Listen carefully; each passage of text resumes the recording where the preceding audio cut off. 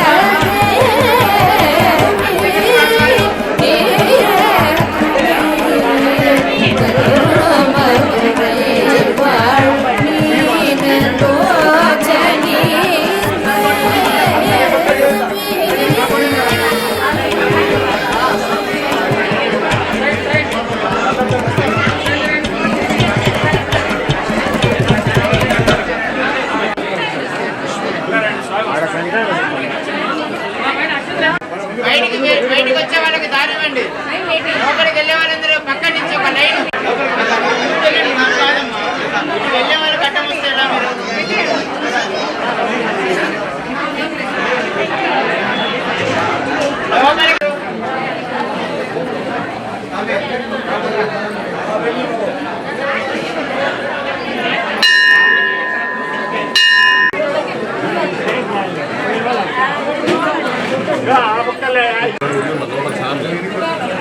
లోపలికి వచ్చారు బయటకు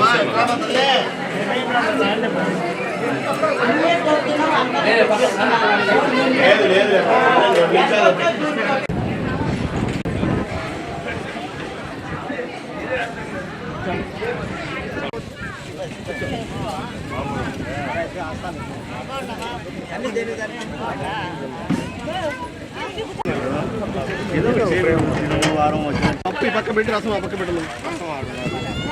వైట్ రైస్ పైన పెట్టుకోమను. వైట్ రైస్ పైన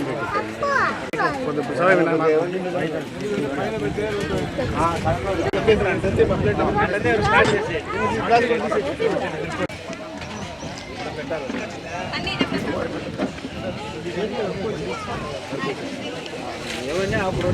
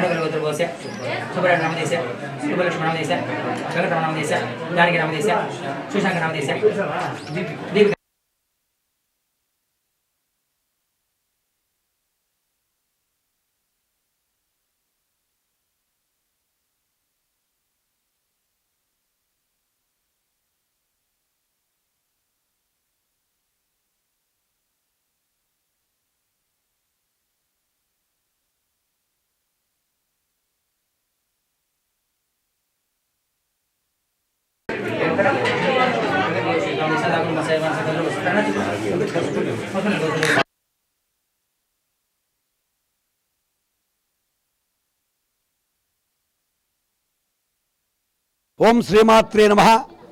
ఈరోజు కడప పట్టణానికి సమీపంలో కనులోపల్లి దగ్గర వెలసినటువంటి శ్రీ కామాక్షమ్మ తల్లి దేవాలయంలో ప్రతిష్టానంతరము జరిగేటువంటి మండల పూజ అనే కార్యక్రమం ఈరోజు జరుగుతూ ఉంది.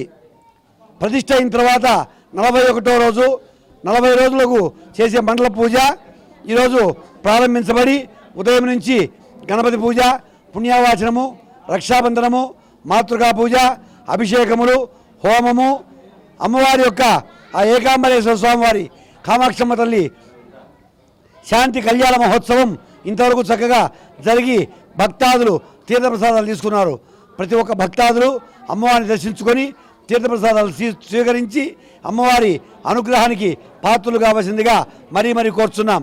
ఎందుకంటే జగజ్జనని లోకరక్షణి అయినటువంటి ఆ కామాక్షమ్మ తల్లి చాలా ప్రసిద్ధమైనటువంటి దేవత కాబట్టి ఆ తల్లిని దర్శించి ఆ దర్శన భాగ్యాన్ని కలుగు చేసుకొని తీర్థప్రసాదాలు స్వీకరించి స్వామివారి అమ్మవారి అనుగ్రహానికి పాత్రలు కావాల్సిందిగా యావత్తు భక్తులందరికీ తెలియజేయడమైనది.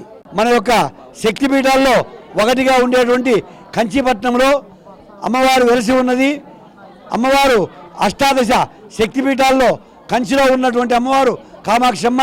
అట్లాగే మన కడప పట్టణంలో కూడా అమ్మవారి ప్రతిష్ట కార్యక్రమం అదే స్వరూపాన్ని అదే రూపాన్ని ప్రతిష్ఠించడం జరిగింది.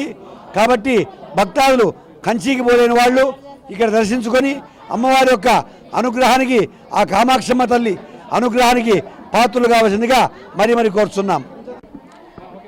ఓం శ్రీమాత్రే నమః.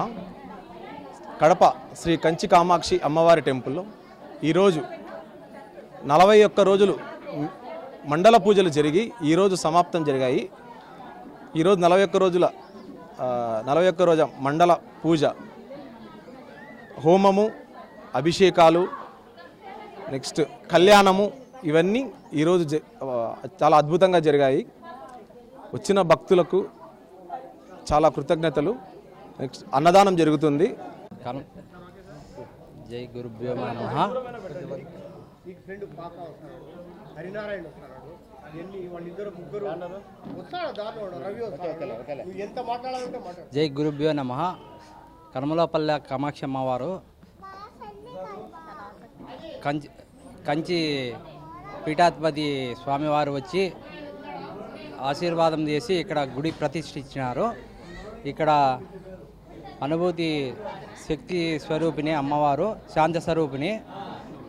కోరుకునే కోరికలు నెరవేరుతాయి. అమ్మవారికి దీక్షలో ఉండి 41 రోజు దీక్ష చేశాము. హోమాలు జరిగాయి. హోమాలు జరిగి ఈరోజు 41 రోజు సందర్భంగా హోమం చేసి అమ్మవారి విగ్రహ ప్రతిష్టకి కళ్యాణము జరిగినది. ఇక్కడ అందరు భక్తాదులు వచ్చి అమ్మవారి దర్శనం చేసుకొని అమ్మవారి కళ్యాణము వీక్షించి దర్శనానికి ప్రాప్తులు కావాలని కోరుతున్నాము. కడప పట్టణంలో కనుమలపల్లె దగ్గర తూర్పున కొండలు, పడమర కొండలు మధ్యన ఆహ్లాదకరమైన వాతావరణంలో మన కంచి కామాక్షమ్మ టెంపుల్ను మన సంఘం వారు నిర్మించినారు. కాబట్టి ఇది చాలా ఆహ్లాదకరంగా ఉంది. కాబట్టి ఇది కడపకు రెండవ కంచిగా పేరుగాంచి ప్రసిద్ధిగాంచాలని చెందుతున్నాము.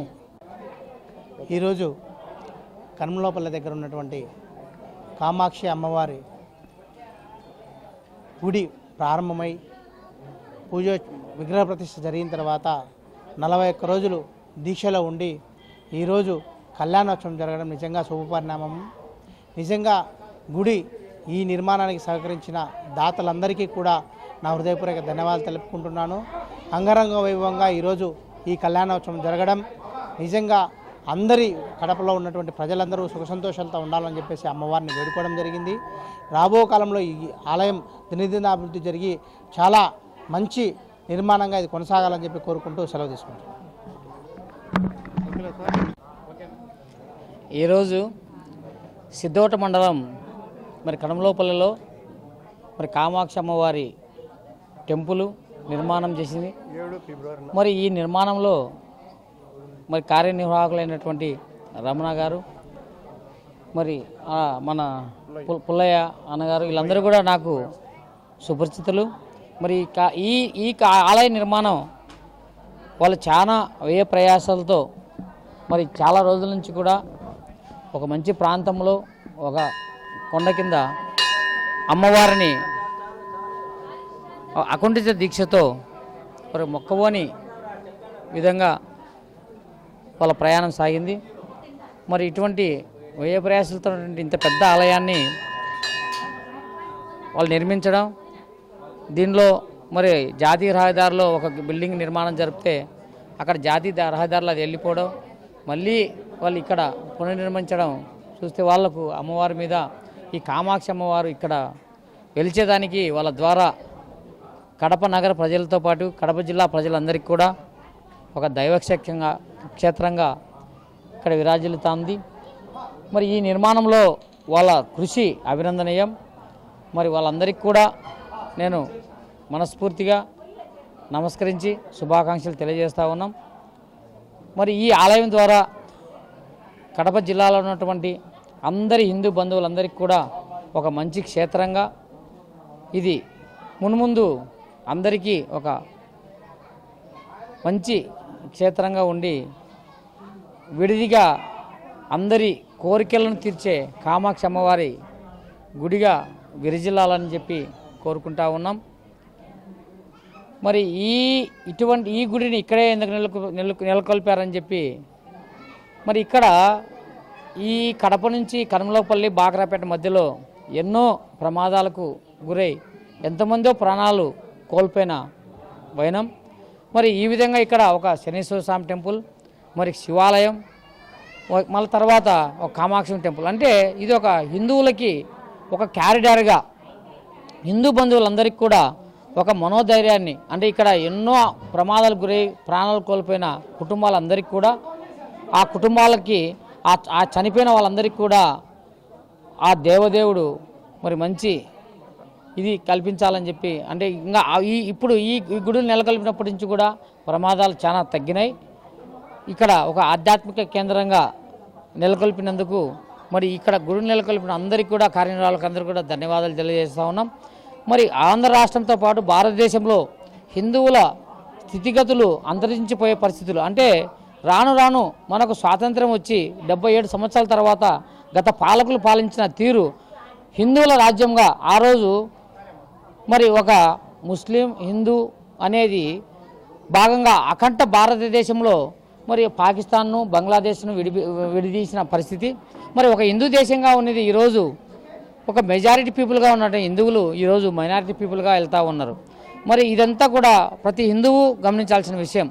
ఇటువంటి తరుణంలో మరి హిందువుల మనోభావాలు దెబ్బతీయకుండా ఇటువంటి గుడులు కూడా పరిరక్షించేదానికి మా అధినాయకుడు జనసేన పార్టీ స్థాపించిన అధినాయకుడు పవన్ కళ్యాణ్ గారు మరి హిందుత్వాన్ని హిందూ బంధువులందరినీ కూడా ఏకతాటిపైకి ఒక ఆంధ్ర రాష్ట్రంలోనే గారు యావత్ భారతదేశంలో ఉన్న హిందువులు యావత్ ప్రపంచంలో ఉన్న హిందువులందరికీ కూడా మనోభావాలని ధైర్యం నింపి ఈ మధ్య ఆయన ఒక సనాతన ధర్మం అనేది సనాతన ధర్మానికి ఒక మండలి చేకూర్చాలని చెప్పి కేంద్ర ప్రభుత్వానికి సూచించడం అంటే తొందరలోనే మేము కొంచెం ఆశిస్తూ ఉన్నాం. మరి ఈ హిందూ బంధువులందరికీ కూడా ఒక మండలి ఉండాలని చెప్పేసి కేంద్రానికి ఆయన సూచించడం తొందరలో అది వచ్చి హిందూ దేవాలయాల పరిరక్షణకి ఒక చట్టం రావాలి, హిందూ దేవాలయాల పరిరక్షణకి ఒక విధానం రావాలి. మరి భారతదేశంలో ఉన్న హిందువులందరికీ కూడా ఒక నమ్మకమైన ఒక చట్టపరమైన విధానాలు రూపకల్పన చేసేదానికి ఆయన మండలి ఏర్పాటు చేయాలని చెప్పి కేంద్ర ప్రభుత్వాన్ని కోరడం. మరి దానికోసమై ఒక సనాతన ధర్మాన్ని అంటే సనాతన ధర్మం అంటే ఒక మనిషి సగటు సగటు మనిషి జీవన విధానం అంతే. అంటే ఈరోజు ఒక సనాతన ధర్మం అంటుంటే మిగతా మతస్థులందరూ కూడా విమర్శలతోనూ విధానాలతోనూ మరి ఇటువంటి దాంట్లో అందరినీ కించపరిచే విధంగా ఉంటే కూడా మొక్కవనిగా పవన్ కళ్యాణ్ గారు తీసుకెళ్తా ఉన్నారు. ఈ ఆలయ పరిరక్షణ కోసం ఈ ఆంధ్రప్రదేశ్తో కాబట్టి భారతదేశంలోని ఆలయాలన్నీ పరిరక్షణ కోసం మరి ఈ కూటమి ప్రభుత్వం కూడా శ్రద్ధ తీసుకొని వాళ్ళ పరిరక్షణ కోసం ఆలయాల్లో పనిచేసే పూజారుల కోసం అయితే కూడా తీసుకున్న తీరు అయితే వర్ణనాతీతం. మరి మున్ముందు కూడా మా పవన్ కళ్యాణ్ గారి ఆశయాలు లక్ష్యాలు అంటే హిందుత్వాలను గౌరవించాలి, హిందుత్వాలను ప్రేమించాలి, మరి అట్లానే ఇతర మతాలను కూడా గౌరవించాలనే రీతిలో ఒక మత సామరస్యాన్ని సమాన దూరంలో ప్రయాణం చేసేదానికి మరి ఆయన తీసుకున్న నిర్ణయం వర్ణనాతీతం.